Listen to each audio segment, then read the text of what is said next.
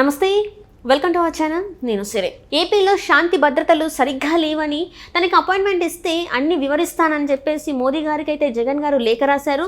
మరి ఆ అపాయింట్మెంట్ జగన్ గారికి మోదీ గారు ఇస్తారా లేదా అనేది మనకి వివరించడానికి మనతో పాటు ఉన్నారు ప్రముఖ సీనియర్ జర్నలిస్ట్ దుర్గా కుమార్ గారు. నమస్కారం సార్. నమస్కారం మా సిరి, మన వీక్షకులు కూడా నమస్కారం. సార్, ఇప్పుడు చూస్తుంటే జగన్ గారు మోదీ గారికి లేఖ రాశారు. ఏంటంటే ఏపీలో శాంతి భద్రతలు సరిగ్గా లేవు, చిన్న చిన్న గొడవల్ని కూడా రాజకీయంగా చూసి ఆ శాంతి భద్రతలకి అంటే చేసేస్తున్నారు అని చెప్పేసి తను ఒక అపాయింట్మెంట్ కోరుతూ మోదీ గారికి అయితే లేఖ రాశారు. మరి ఆ అపాయింట్మెంట్ దొరుకుద్దా మోదీ గారి దగ్గర నుంచి జగన్మోహన్ రెడ్డి గారికి? అసలు అన్నిటికన్నా ముందు అపాయింట్మెంట్ దొరుకుతుందా లేదా అనే తర్వాత విషయం అమ్మా. ఇప్పుడు జగన్మోహన్ రెడ్డి గారు చేస్తున్న పని ఏంటంటే తాతకి దగ్గులు నేర్పుతున్నారనేది ఒక సామెత ఉంది కోస్తా ప్రాంతంలో. మరి ఇక్కడ తెలంగాణలో ఉందా లేదా నాకు తెలీదు. ఎందుకంటే తాతగా అనేక అనారోగ్యాలు ఉండి తాత వయసుకి ఆయనకి తగ్గటం ఎలాగో నేర్పుకోవాల్సిన అవసరం లేదు. ఎలా తగ్గితే ఆయనకి రిలీఫ్ వస్తుంది అనేది ఆయన అనేక దశాబ్దాల అనుభవంతో ఆయనకి తెలుసు. మనవడు వచ్చి తాతకు దగ్గులు నేర్పక్కర్లేదు. ఇప్పుడు జగన్మోహన్ రెడ్డి గారు చేస్తున్న ప్రయత్నం అదే. జగన్మోహన్ రెడ్డి గారు ఏంటో తెలియని వ్యక్తి మోడీ గారు కాదు. మోడీ గారికి జగన్మోహన్ రెడ్డి గారు ఏంటనేది జగన్మోహన్ రెడ్డి గారికి తను తెలుసుకోలేదేమో, కానీ జగన్మోహన్ రెడ్డి గారి గురించి మోడీ గారి దగ్గర అంత ఎక్కువ సమాచారం ఉంది. జగన్మోహన్ రెడ్డి గారి గురించిన సమాచారం మోడీ గారి దగ్గర ఇంకా చాలా విస్తృత స్థాయిలో ఉంది. ఆయన ఏంటి, ఆయన ప్రవర్తన ఏంటి, ముఖ్యమంత్రి కాకముందు ఆయన తండ్రి ముఖ్యమంత్రిగా ఉన్నప్పుడు ఈయన ఏమేమి పనులు చేశాడు, ఎంత సంపాదించాడు, ఏమేమి కేసులు ఉన్నాయి, అంత సిబిఐయే కదా ఇన్వెస్టిగేట్ చేసింది. ఎన్ఫోర్స్మెంట్ డైరెక్టరేటు ఇవే కదా, అన్ని కేంద్ర సంస్థలే. విజిలెన్స్ ఇవన్నీ కూడా సెంట్రల్ విజిలెన్స్.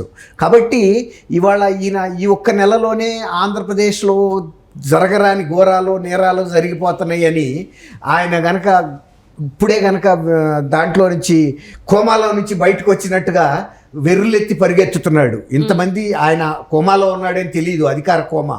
5 ఏళ్ల నుంచి ఇంతకంటే ఘోరమైన సంఘటనలు అనేకం జరిగినాయి. ప్రెస్లో మీడియాలో హోరెత్తిపోయినాయి. కానీ ఆయనకి వినపడలేదు, కనపడలేదు, ఆయన ఎక్కడ స్పందించలేదు. ఇప్పుడు మాత్రం ఈ రషీద్ ఇంటికి వినుకొండ పరిగెత్తాడు.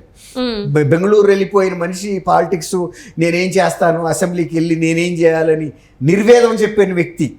ఇక్కడ ఏమన్నా అవకాశం ఉండదు. శవం దొరికితే వైఎస్ఆర్సీపీ వాళ్ళకి పండగ. అసలు మార్చిరీల దగ్గరే కూర్చుంటారు. వచ్చే శవాన్ని, పోయే శవాన్ని, ఇది ఎక్కడి నుంచి వచ్చింది, మొగాడ ఆడ మనిషి, ఎప్పుడు చచ్చిపోయింది, ఎందుకు చచ్చిపోయింది, ఏ ఊరని తెలుసుకుని అక్కడికి వెళ్ళి ఏదైనా మనకేమన్నా రాజకీయ లబ్ధి వచ్చేలాగా సహజ మరణాలైనా కూడా వీళ్ళు వెళ్ళి రాజకీయం చేయించడానికి వెనకబడలా.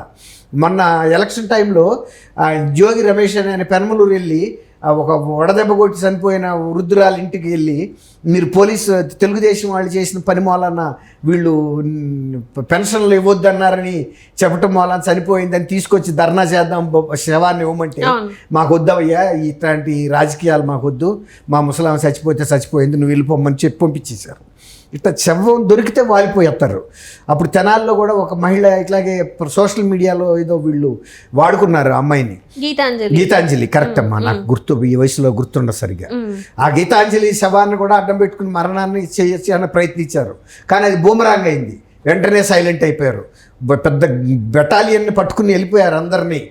మహిళా కమిషన్ చైర్పర్సన్ వాసిరెడ్డి పద్మ గారు అప్పుడు, తర్వాత సోషల్ మీడియా ఇన్ఛార్జి భార్గవరెడ్డి, వీళ్ళందరూ జోకులు వేసుకుంటూ వెళ్తున్నారు. వాళ్ళ ఇంటికి వెళ్ళేటప్పుడన్నా సీరియస్నెస్ లేదు. ఇప్పుడు మీడియాలో అందరినీ చూపిస్తున్నారు కదా, జోకులు వేసుకుంటూ వెళ్తే వీళ్ళకి ఎంత సీరియస్నెస్. అట్లా వీళ్ళు ప్రతి శవం మీద రాజకీయాలు చేయడానికి ప్రయత్నించారు. ఇప్పుడు ఈయన అక్కడి నుంచి బెంగళూరు నుంచి వచ్చి తనే స్వయంగా వెళ్ళిపోయి పెద్ద జనాల్ని బెటాలియన్ వేసుకుని వెళ్ళాలని ప్రయత్నించినా కూడా పోలీసులు రిస్ట్రిక్ట్ చేశారు. ఈ జిలానీ అనే వ్యక్తి ఎవరైతే చంపాడో, రషీద్ అని చంపారు, వీళ్ళిద్దరూ ఒకే సామాజిక వర్గం వాళ్ళు. తర్వాత ఇద్దరు ఫ్రెండ్స్. అంతకుముందు వీళ్ళంతా కూడా వీళ్ళకు ఒక ఉప కార్యకర్తల్లాగా తిరిగారు, ఏదో ఎన్నికల్లో ఆ కండవాలు వేసుకుని. ఇప్పుడు ఆ ఇద్దరు కలిసి తిరిగారు. అదే వాళ్ళకి అక్కడ లోకల్గా ప్రజలకు తెలుసు, ఈ సామాజిక వర్గ పెద్దలకు కూడా తెలుసు. సరే, ఇప్పుడు వీళ్ళు దీన్ని రాజకీయం చేసినప్పుడు వాళ్ళు ఎందుకు సైలెంట్గా ఉంటున్నారంటే ఎవరో ఒకళ్ళు భుజాన్ని వేసుకుని మోస్తూ ఉంటున్నారు కదా. ఇప్పుడు శవాన్ని మోయటానికి ఎవడన్నా వస్తే మేలే జరుగుతుంది కానీ కీడేం జరగదు కదా, ఆడే మోస్తాడు శ్మశానం రాక. కాబట్టి వచ్చిన ఆయన ఎందుకు వద్దనాలని వాళ్ళు కూడా అలౌ చేస్తున్నారు.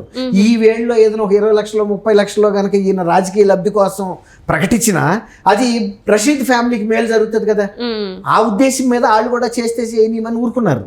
ఈ గతంలో ఇంత చనిపోయే కరెక్ట్గా 365 రోజుల ముందు వీళ్ళిద్దరూ ఘర్షణ పడి పోలీస్ స్టేషన్కి వెళ్ళిన సందర్భం కూడా ఉంది. అవన్నీ కొంత రికార్డులు కూడా అక్కడ ఉన్నాయి.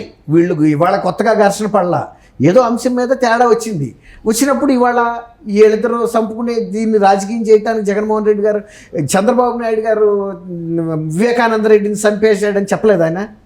జనం నమ్మారా? ఫస్ట్ నమ్మారు. 2019 ఎలక్షన్లో ఆయన గెలిపించారు. ఇక ఆ తర్వాత ఈయన చెప్పే అన్ని అబద్ధాలు అనేది తేలిపోయింది. రాజకీయ లబ్ధి కోసం ఈయన ఏదైనా చెప్తాడని. కాబట్టి వాళ్ళ ఎవడ కూడా నమ్మే పరిస్థితి లేదు.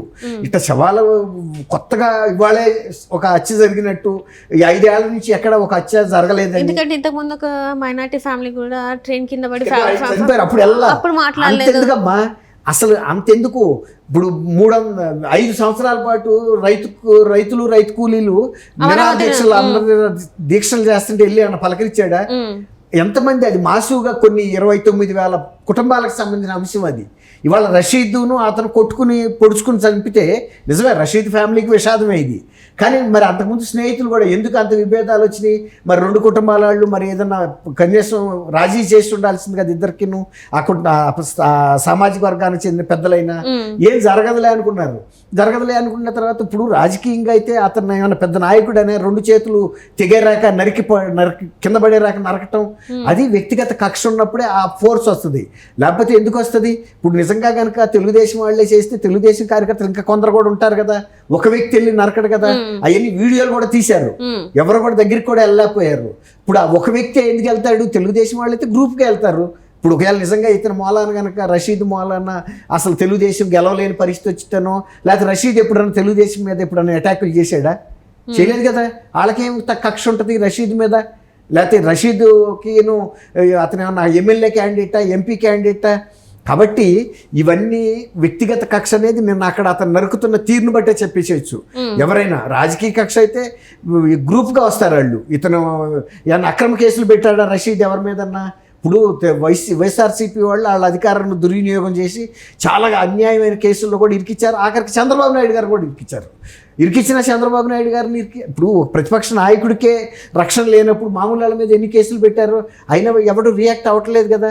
ఈ ప్రభుత్వం వచ్చింది, మనం రిప్రజెంట్ చేసుకుని ఆ కేసులు కొట్టించేసుకుందాం అనుకుంటారు తప్ప ఈ వ్యక్తిగతంగా ఇతను రషీద్ అని ఆయన పెద్ద ధనవంతుడా, ఇండస్ట్రియలిస్టా, లేకపోతే ఒక ఎమ్మెల్యే టైప్ క్యాండిడేటా? అతని మీద అటాక్ చేయడానికి ఏం అవసరం? అక్కడ అర్థమవుతుంది కదా. అతను జిలానీ ఎలా అంటాడో రషీద్ కూడా అదే స్థాయి వ్యక్తి, అంతే తప్ప అతనేం ప్రాముఖ్యత సామాజికంగా ప్రాముఖ్యత లేదు, ఆర్థికంగా ప్రాముఖ్యత లేదు, రాజకీయంగా ప్రాముఖ్యత లేదు ఇతనికి. కాబట్టి తెలుగుదేశం వాళ్ళు వెళ్ళి సంపాల్సిన అవసరం ఏముంటుంది? అయినా వాళ్ళు ఒకటే చెబుతున్నారు, మేము మా మీద ఎవడెన్ని కేసులు పెట్టినా. నిన్న అతను పుంగనూరు వెళ్తే కూడా మిథున్ రెడ్డి మీద నిరసన దీక్ష చెప్పారు, నిరసనలో అయితే చెప్పారు, గో బ్యాక్ అని అడిగారు. ఏమి ఇంటి మీద దాడి చేయలేదు కదా. అట్లాగే వాళ్ళు అంతమంది వ్యక్తులను తీసుకొచ్చి దాడి చేసినప్పుడు ప్రతిఘటించారు. అంత తీవ్రమైన రాజకీయ కుటుంబం అయితే కాదు కదా ఇది. కాబట్టి ఇది కేవలం వ్యక్తిగతంగా జరిగిందే తప్ప దాన్ని రాజకీయం చేయడానికి ప్రయత్నించి అందుకు మోడీ గారిని ఉపయోగించుకుంటే మోడీ గారు పావులాగా ఈయనకి ఉపయోగపడే అంత అనుభవం లేని వ్యక్తి అయితే కాదు. ఖచ్చితంగా ఈయన ఎక్కడ పెట్టాలో ఆయన తెలుసు, అపాయింట్మెంట్ ఇవ్వాలో ఇవ్వకూడదో కూడా దాన్ని నిర్ణయం ఆయన తీసుకోగలుగుతారు. Right sir, right. Thank you so much. Thank you అమ్మ సిరి, మన వీక్షకులు కూడా.